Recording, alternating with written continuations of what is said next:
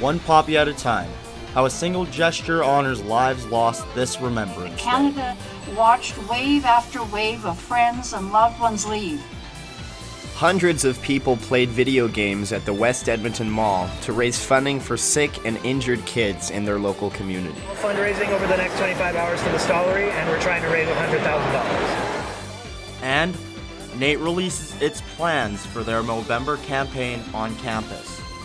Basically deals with physical and mental health. Hello, and welcome to Second Edition News. With November 11th approaching, the city of Edmonton is preparing to remember. Events such as No Stone Left Alone are being held to honor Canada's veterans. 2018 marks 100 years after the First World War ended. No Stone Left Alone provides students an opportunity to remember soldiers by placing a poppy on gravestones. City officials, students, veterans, and cadets all gathered to remember those who lost their lives during the First World War. 650,000 men and women to fight. 1 in 10 did not return. Maureen Bianchini Purvis started No Stone Left Alone in 2011 to honor the Canadian men and women who fought for our country. This year, close to 1,000 students gathered at cemeteries from coast to coast and honored nearly 50,000 veterans. The ebb and flow of the real estate market has made it difficult for some to sell their homes. The most recent numbers by the city's Realtors Association are saying that if you're looking to sell your home, you might have to wait. Over the past year, sales have dropped for all types of homes, with duplexes taking the biggest hit, falling 30%. Even with these numbers, some realtors are still optimistic.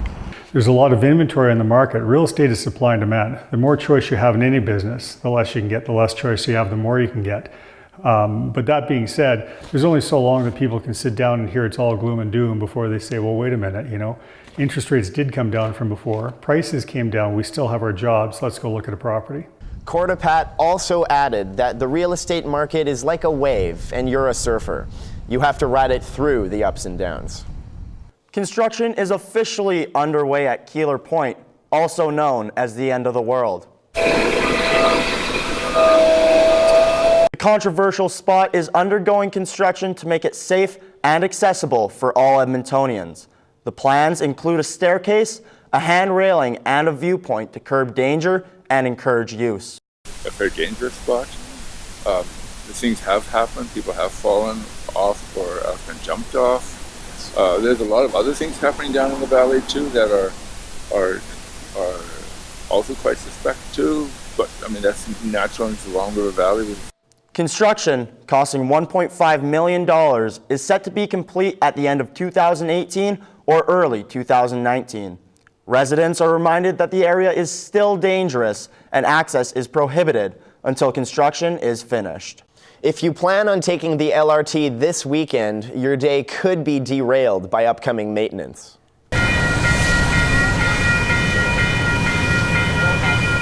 The LRT will not be running this Saturday due to maintenance. This has some students at NAIT unsure on how they will get to and from their weekend classes. Wait a minute! We live on West, so there's literally no other means of getting here unless you take the 7 a.m. bus! My classes don't start till 10! The LRT is being closed for signal light testing and will be closed all day Saturday, November 10th. Bus replacements will be available and will be running every 15 minutes from Churchill Square to NAIT. Repairs should be finished Sunday, but you might want to plan ahead and organize a ride if you don't want your day to fly off its tracks. Mayor Don Iveson and many others are coming together this month to raise awareness and combat domestic violence in our city.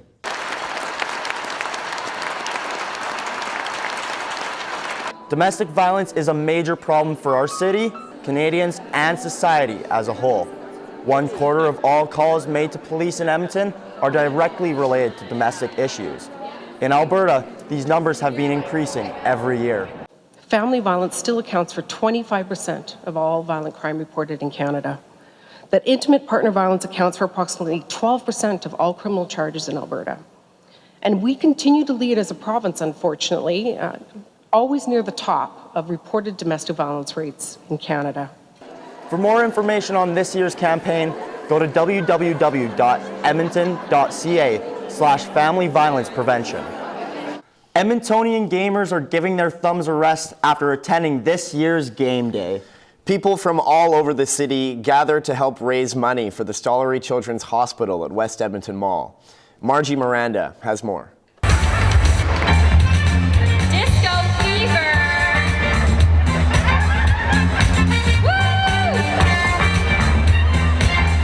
Extra Life Edmonton hosted its 7th annual game day at West Edmonton Mall. Over 230 gamers participated at the 25-hour fundraiser. Extra Life Edmonton President Ramin Ostad believes that the event is a different and effective way to raise funding for the Stollery. You know, when we started in 2012, it was 50 people in a small loft, and we raised like $20,000. And now it's become this massive thing that I love throwing every year and is growing more and more. And in those 7 years, we've raised, this year will be our 7th, and we've raised over $1 million for the Stollery in that time. Some players have been patients in the Stollery, and they see this event as giving back while doing what they love. I think it's for raising awareness and for raising money to help children. But when I was younger, I had a lot of medical issues and was at the Stollery quite frequently. So it's something I'd like to support. Players who attended not only had video games to play but also board games and role-playing games like Dungeons and Dragons. Gamers like Samantha encourage people to take part in events like Game Day and help those in need. Today is a fulfilling event not only for the players but also for the live stream watchers who can always donate at the Extra Life website event. All proceeds will go to Stollery Children's Hospital. This is Margie Miranda, 2nd Edition News. You may notice a lot more men with facial hair, or at least a 5 o'clock shadow. Movember kicked off at NAIT, and students are encouraged to get involved.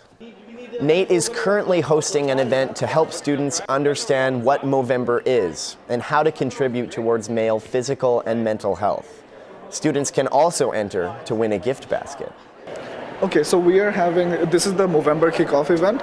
Movember is basically a month of spreading awareness for men's health.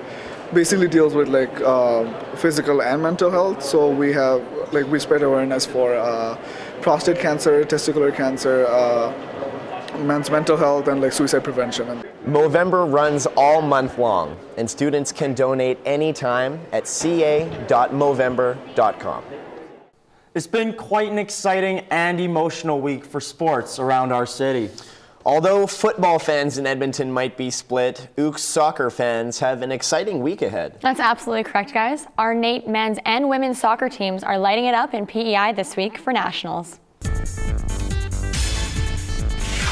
After a wildly successful ACAC campaign, the Ooks men's soccer team flew down to the East Coast to compete in the national championship.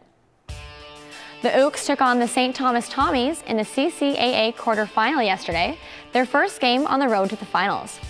The Ooks proved their reputation as a high-scoring team, bagging 2 goals in the first 10 minutes, with the second goal coming off a lightning-quick counterattack finished off by the Ooks forward, Matthew Zima. The Ooks continued to apply pressure, ending the half 4-0 against the opposing Tommies. It was more of the same thing from the Ooks in the second half, as they were able to bag 3 more goals to end the game 7-0.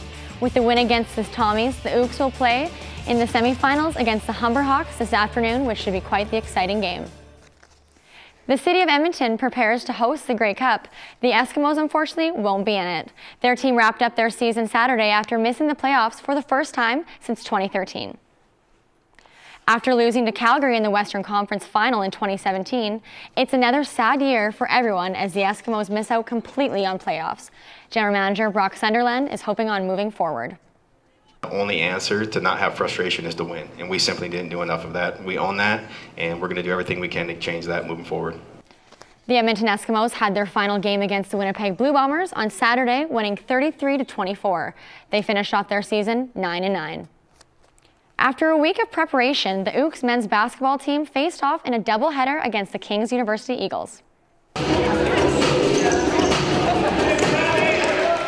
First quarter started off with a bang as the Ooks began the game with a massive dunk to kick off the Battle of the Avians. But the Eagles weren't able to hold on for the game tied at 17 to end the quarter. Second quarter, Ooks head coach Mike Connolly earned himself a technical foul for arguing with the refs, as the Eagles were able to take the lead by the end of the half, with the score being 43-38.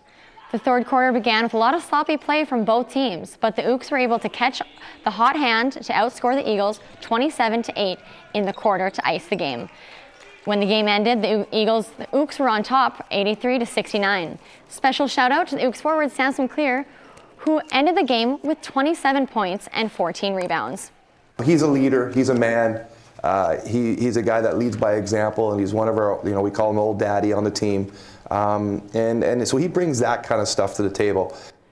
The Ooks will be taking on the U of A Augustana Vikings in another doubleheader this weekend. Division I high school football playoffs kick off this weekend as Harry Ainley and Salisbury battle for the Metro Championships this Friday.